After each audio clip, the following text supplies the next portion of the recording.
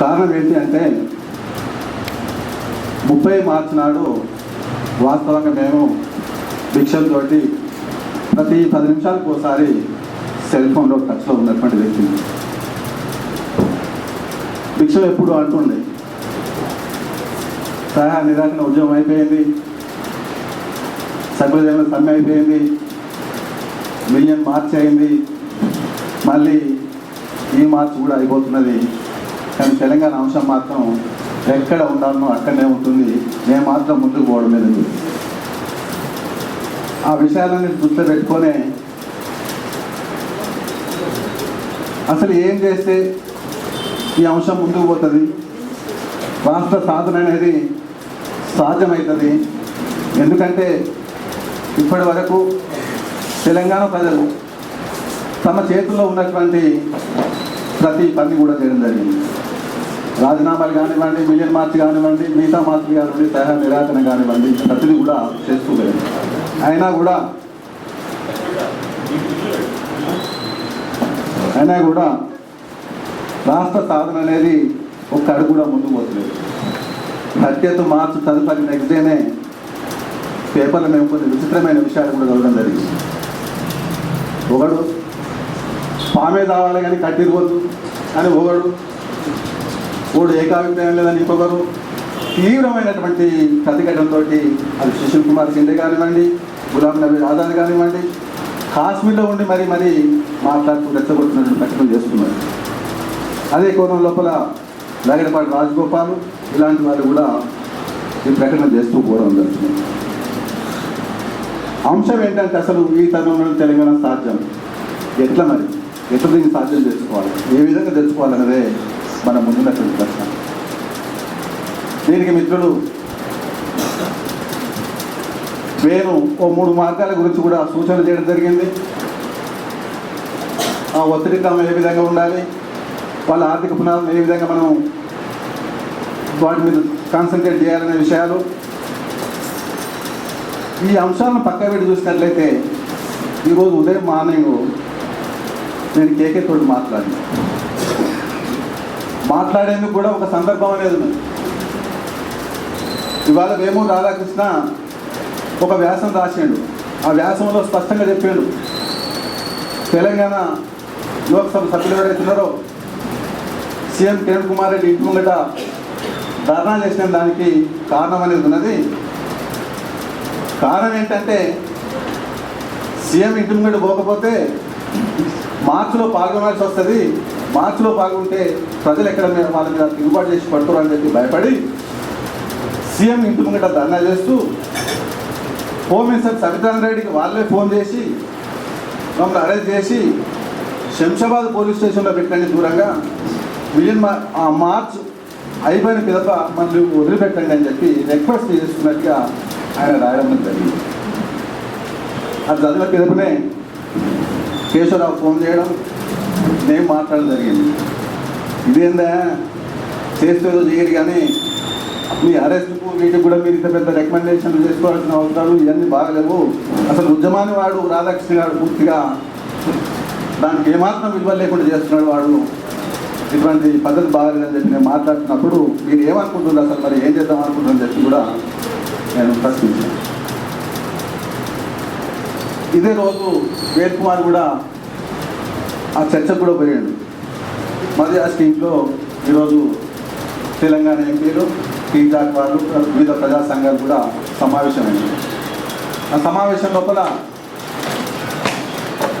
క్లుప్తంగా వాళ్ళు తీసుకున్న నిర్ణయాలు ఏంటి అంటే, మళ్ళీ ఒకసారి ఈ తెలంగాణ మంత్రుల మీద రాజీనామాలు చేయాలని చెప్పి డిమాండ్ తోటి ముందుకు పోవాలి, అందరూ తెలంగాణ మంత్రులతోటి రాజీనామాలు చేయించుకోవాలి, ఆ విధంగా ఒత్తిడి పెంచి రాష్ట్ర సాధన గురించి మనం ప్రయత్నం చేయాలని చెప్పి ఒక నిర్ణయం రావడం జరిగింది.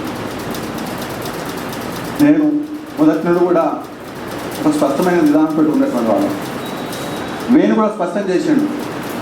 ఇవాళ ఉన్నటువంటి యూపీఏ ప్రభుత్వం ఏదైతున్నదో అది ఈ గంటన ఈ రోజా రేపా అన్నట్లు ఉన్నది. ఒకవైపు బెంగాల్కి సంబంధించినటువంటి పార్టీ వాళ్ళు ఏదైతున్నారో వాళ్ళ మద్దతు ఉపసంహరించుకున్నారు. నిన్నగాక మొన్ననే జార్ఖండ్కి సంబంధించినటువంటి లోక్సభ సభ్యులు కూడా తమ మద్దతును ఉపసంహరించుకున్నారు. పూర్తిగా ఒక 9-10 మంది ఎంపీలు కనుక లోక్సభ సభ్యులు కనుక బేషరతుగా ఈ ప్రభుత్వానికి మద్దతు కనుక విరమించుకుంటే ఈ ప్రభుత్వం కూలిపోయే దశలోపల ఉన్నది. కాబట్టి మన తెలంగాణ ప్రాంతం నుంచి ప్రాతినిధ్యం వహిస్తున్నటువంటి లోక్సభ సభ్యులపైన ప్రెషర్ కనుక తీసుకొచ్చి తెలంగాణ ఇవ్వకపోతే మేము అసలు రాము ఈ పార్లమెంట్కు మేము రాజీనామా చేస్తున్నామని చెప్పి స్పష్టమైన వైఖరితోటి వారి కనుక ఖచ్చితంగా గట్టిగా నిలబడితే తెలంగాణ అంశం అనేది తాడో పేడో ఈజీగా తేలిపోతుందని చెప్పి నేను కేశవరావుకి చెప్పడం జరిగింది. వాస్తవానికి ఈ ఎమ్మెల్యేల రాజీనామాలతోటో మంత్రుల రాజీనామాలతోటో అంశం కూడా పరిష్కారం కాదు. ఇవాళ బెల్లయ్య నాయక్ రాజీనామా చేస్తే లక్ష్మణ్కి పోస్ట్ ఇస్తారు, లక్ష్మణ్ కృషిగా పోయి కూర్చుంటారు. కాబట్టి మనకున్నది లోక్సభ సభ్యులు ఎవరైతే ఉన్నారో వాళ్ళని కనుక మనం టార్గెట్గా చేసి వాళ్ళతోటి కనుక రాజీనామా చేయించుకోగలిగితే ఖచ్చితంగా తెలంగాణ అంశం అనేది ముందుకు జరిగేందుకు అవకాశం అనేది ఉన్నది అని చెప్పి నేను కేకే తోటి అన్నా. నీకు ఎవరు దొరకలేదా, మేము పని చేసుకోలేము, మేమే ఉన్నామా, పని చేస్తున్నది మేమేనా, మీరు మా ఇంటనే పడుతున్నారు అని ఆయన మాట్లాడే విధానం వేరే ఉన్నది. ఇక్కడ అంశం ఏంటంటే ఎంపీలు ఎమ్మెల్యేల మీద నెట్టుకున్నారు, ఎమ్మెల్యేలు ఎంపీల మీద నెట్టుకున్నారు. మధ్యలో మనం ఏ వైఖరి అవలంబించి ఎడుకోవాలో తెలియకుండా మనం ఉన్నాం ఇటువంటి చర్చా వేదికలు పెట్టుకొని మనం మాట్లాడుకుంటున్నాం. దీనికి ఒక రాజకీయ పరిష్కారం కావాలనుకున్నప్పుడు రాజకీయ పరిష్కారం మరి ఏ విధంగా వస్తుంది? అసెంబ్లీ తీర్మానం అయితే అయ్యేటట్టుగా లేదు, వాళ్ళే స్పష్టంగా చెప్తున్నారు. మరి దీనికి పార్లమెంట్ తీర్మానమే కావాలి. పార్లమెంట్లో ఉన్నటువంటి యూపీఏ గవర్నమెంట్ ఏదైతుందో దాని యొక్క వీక్నెస్ మనం కనుక ఎక్స్పోజ్ చేసేదానికి కనుక మనం అదే కలిపితే ఖచ్చితంగా ఈ అంశం కొద్దిగా గొప్ప ముందుకు పోతుంది అనుకుంటున్నాను. సో రెండో విషయం కూడా మొదటి నుంచి భిక్షంతో కూడా నేను ఈ విషయం చెప్తున్నాను. అసలు భిక్షం ఏ విషయాన్ని ముందుకు తీసుకొచ్చింది? కేంద్రంలో ఉన్నటువంటి క్యాబినెట్ ర్యాంక్ మినిస్టర్ ఒకటి తెలంగాణ ప్రాంతం నుండి జైపాల్ రెడ్డి. ఒక జైపాల్ రెడ్డిని మనం రాజీనామా చేయించుకున్నా కూడా అంశం కొత్త గొప్ప ముందుకు జరుగుతుంది. క్యాబినెట్ ర్యాంక్ మినిస్టర్ అసలు జైపాల్ రెడ్డి విషయం మాట్లాడాలి. మనం అసమానం ఎప్పుడు మాట్లాడినా బసవరాజు సారే గురించో లేకుంటే వేరే వ్యక్తుల గురించో మాట్లాడుతుంది తప్ప ఒక ఇంపార్టెంట్ వ్యక్తిని మనం కదిలించగలిగితే అంశం అనేది ముందుకు పోతుంది. ఆ విధంగా ఇంపార్టెంట్ వ్యక్తులు ఉన్నటువంటి వ్యక్తులు లోక్సభ సభ్యులు మన cabinet rank minister Jaipal Reddy గారు, వీళ్ళ మీద ఒత్తిడి పెంచవలసినటువంటి అవసరం ఖచ్చితంగా ఇప్పుడు ఉన్నదని చెప్పి నేను భావిస్తున్నా.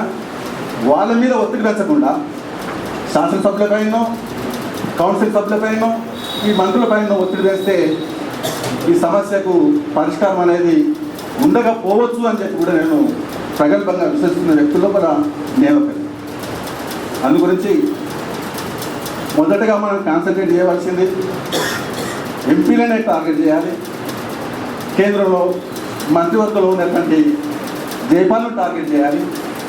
ఇక రెండో అంశం లోపల వచ్చినప్పుడు అప్పుడప్పుడు మాట్లాడుతున్నటువంటి ఈ తెలంగాణ ప్రాంతం లోపల పెట్టుబడులు పెట్టి పరిశ్రమలు పెట్టి పూర్తిగా కోట్లకు పడగలిగినటువంటి లగడపాడ రాజగోపాల్ లాంటి వ్యక్తులు ఎవరైతున్నారో వాళ్ళ ఆర్థిక మూలాలను కొద్దో గొప్ప కదిలించకుండా కదులుతాయేమో అనే భయమన్నా తీసుకురాకుండా మనం వాళ్ళ అటాక్ని మనం తప్పించుకోలేము.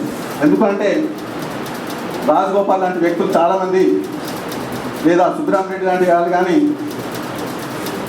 వాళ్ళు అస్తమానం ఈ అంశానికి అడ్డంకుగా ఎప్పుడు కూడా ఉంటున్నారు. అడ్డంకుగా ఉంటున్నటువంటి వీళ్ళ హర్డల్స్ కనుక మనం తొలగించుకోవాలంటే ఖచ్చితంగా ఏదో ఒకటి భయం అనేది వాళ్ళకి కలిగేటట్టు చేయాల్సిన అవసరం ఖచ్చితంగా ఉన్నది. రెండు విధాలమైన ఒత్తిడి మనం తీసుకురావాలి.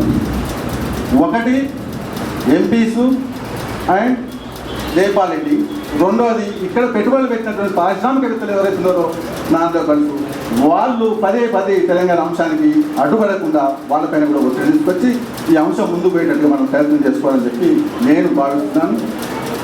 ఈ విషయం చెప్పేందుకు నాకు అనుమతించినటువంటి టీఆర్సీ చర్చా వేదిక వాళ్ళకు భిక్షం గారికి ఒక ధన్యవాదాలు తెలియజేసుకుంటూ సెలవు తీసుకుంటున్నాను.